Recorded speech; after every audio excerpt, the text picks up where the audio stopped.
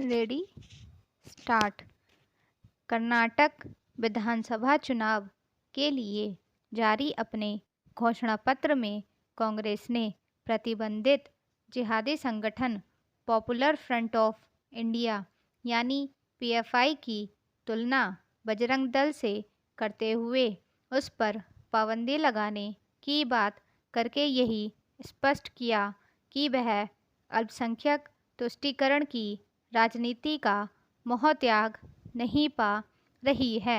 किसी के लिए भी समझना कठिन है कि जो पीएफआई पहले से ही प्रतिबंधित है उस पर कांग्रेस फिर से पाबंदी कैसे लगाएगी। इससे बड़ा प्रश्न यह है कि उसे पीएफआई की तुलना बजरंग दल से करने की क्यों सूझी। यदि कांग्रेस की नज़र में बजरंग दल पीएफआई जैसा संगठन है तो फिर राजस्थान, छत्तीसगढ़ और हिमाचल प्रदेश की उसकी सरकारें क्या कर रही हैं।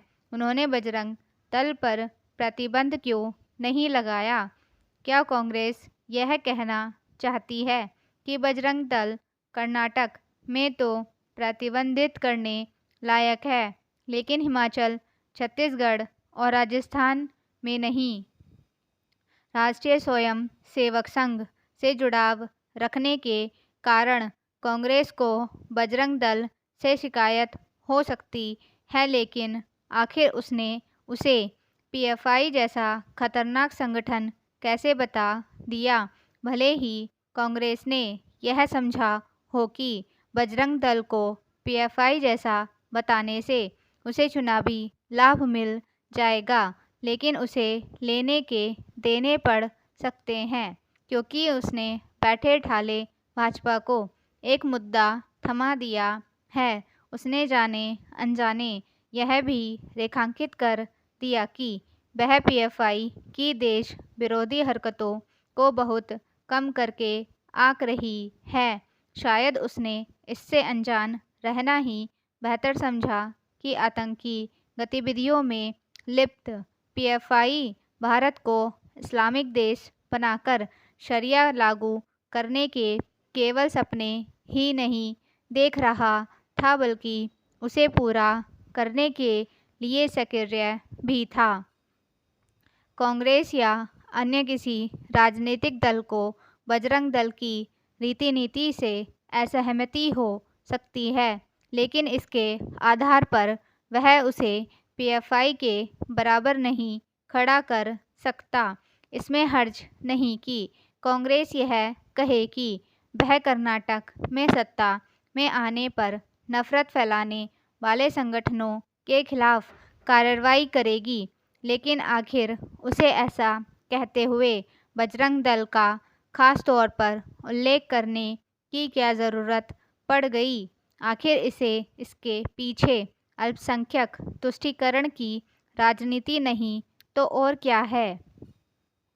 अल्पसंख्यकों और विशेष रूप से मुस्लिम समुदाय का तुष्टीकरण करने वाली नीतियों को अपनाकर कांग्रेस अपना अच्छा खासा राजनीतिक नुकसान कर चुकी है लेकिन लगता है वह अभी भी यह समझने के लिए तैयार नहीं कि आज के समय में इस राजनीति के लिए कोई स्थान नहीं। कांग्रेस ने जिस तरह बजरंग दल को पीएफआई जैसा बताया उससे राहुल गांधी का वह आकलन स्मरण हो आया जिसमें उन्होंने अमेरिकी राजनयिक से चर्चा करते हुए लश्कर और जैश सरीखे खूंखार आतंकी संगठनों से अधिक खतरनाक हिंदूवादी संगठनों को बताया था। लगता है कांग्रेस राहुल गांधी के उस सोच से बाहर आने के लिए तैयार नहीं।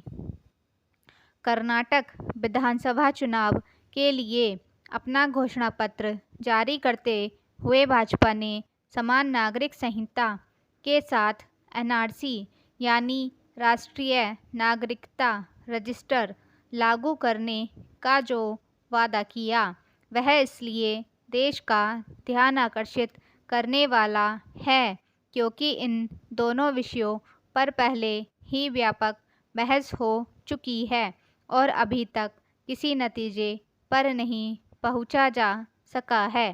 कर्नाटक के पहले भाजपा उत्तराखंड, हिमाचल प्रदेश और गुजरात विधानसभा चुनावों के अवसर पर भी जारी अपने घोषणा पत्रों में समान नागरिक संहिता लागू करने का वादा कर चुकी है।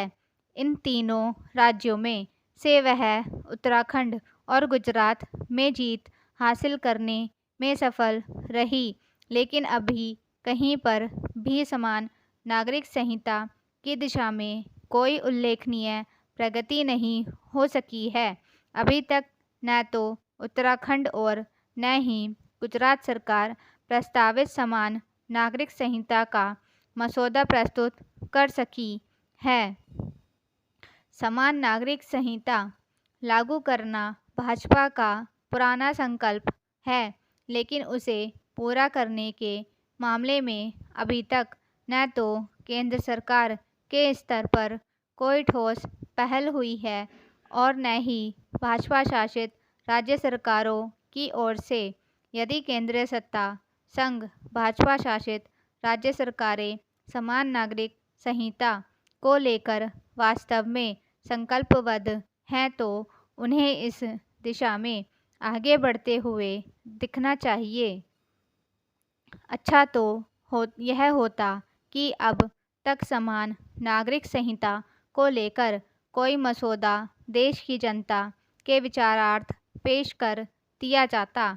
इससे एक तो आम लोगों को समान नागरिक संहिता का रूप स्वरूप समझ आता और दूसरे उन तत्वों के दुष्प्रचार की काट होती जो इस संहिता को लेकर होआ खड़ा करते रहते हैं। यह होआ इसके बाद भी खड़ा किया जाता है कि गोवा में समान नागरिक संहिता न जाने कब से लागू है। समझना कठिन है कि जब गोवा में समान नागरिक संहिता लागू हो सकती है तो उससे किसी समुदाय को परेशानी नहीं तो फिर अन्य राज्यों में और यहाँ तक कि संपूर्ण देश में लागू क्यों नहीं हो सकती। समान नागरिक संहिता को लागू करने में देरी का औचित्य इसलिए नहीं क्योंकि विवाह, तलाक, उत्तराधिकार और विरासत संबंधी अधिकारों को एक जैसा करने की आवश्यकता जताई जा रही है। इस आवश्यकता की पूर्ति सही तरीके से हो सकती है तो समान नागरिक संहिता के माध्यम से इसकी भी अनदेखी नहीं की जा सकती कि कोई उच्च न्यायालयों के साथ सर्वोच्च न्यायालय भी समान नागरिक संहिता लागू कराने की ज़रूरत जता चुका है। समान नागरिक संहिता केवल इसलिए लागू नहीं की जानी चाहिए क्योंकि संविधान निर्माताओं ने ऐसी अपेक्षा व्यक्त की थी। इसे इसलिए भी लागू किया जाना चाहिए क्योंकि यह राष्ट्रीय एकता को बल प्रदान करने के साथ हर क्षेत्र, जाति और पंथ के लोगों के बीच इस भावना का संचार करेगी कि उन सबके अधिकार एक जैसे हैं। स्टॉप।